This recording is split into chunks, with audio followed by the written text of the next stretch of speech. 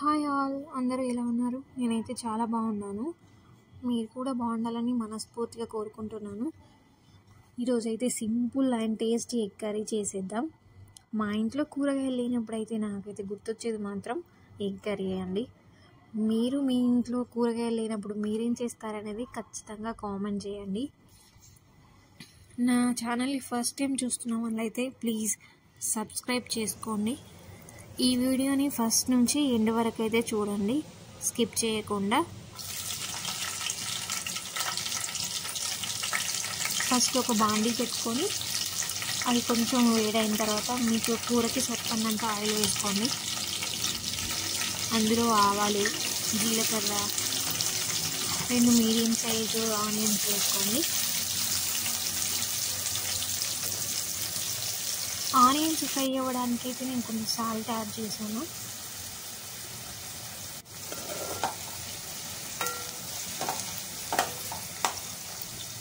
Onions fry అవ్వడానికి మీకు egg పులుసు ఇష్టమా, ఎగ్ కర్రీ ఇష్టమా కూడా కామెంట్ చేయండి ఖచ్చితంగా.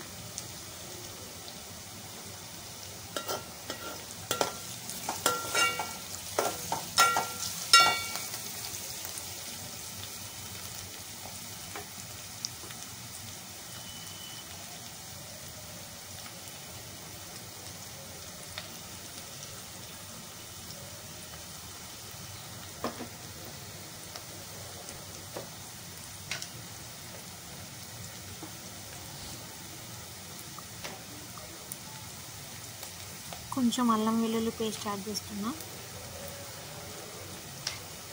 అది పచ్చి వాసన పోయేంత వరకు వేయించుకోవాలి.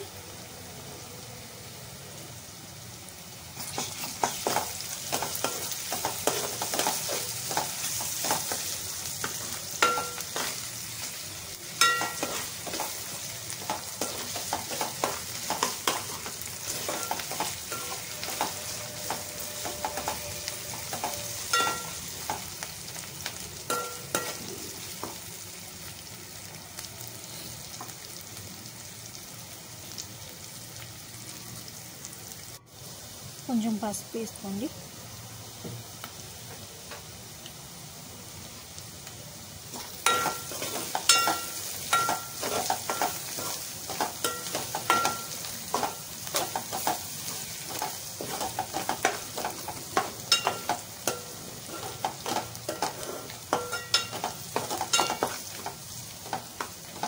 ఒక 2 మినిట్స్ ఫ్రై అయిన తర్వాత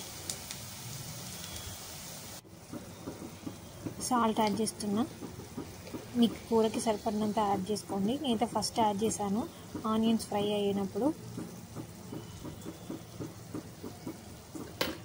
కొంచెం కారం యాడ్ చేసుకోండి. మీరు మీకు స్పైసీ ఉంటే ఎక్కువ వేసుకోండి. స్పైసీ తినే వాళ్ళైతే, నేను కొంచెం కారం ఎక్కువ తింటాను కాబట్టి కొంచెం కారం ఎక్కువ యాడ్ చేశాను.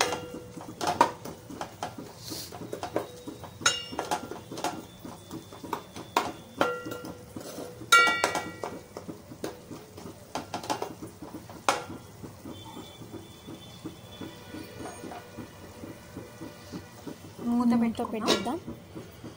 ఒక 2 మినిట్స్ మగ్గిన తర్వాత ఇప్పుడు మళ్ళీ తీసి ఒకసారి కలుపుకోవాలి.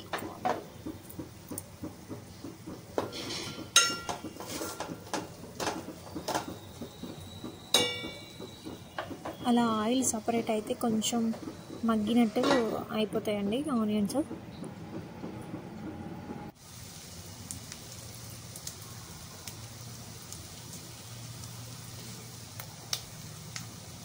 టూ ఎగ్స్ యాడ్ చేశాను నేను అందులో.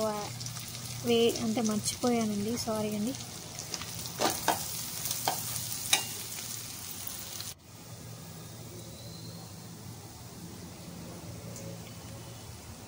కర్రీ అయితే రెడీ అయిపోయింది. Thank you for watching.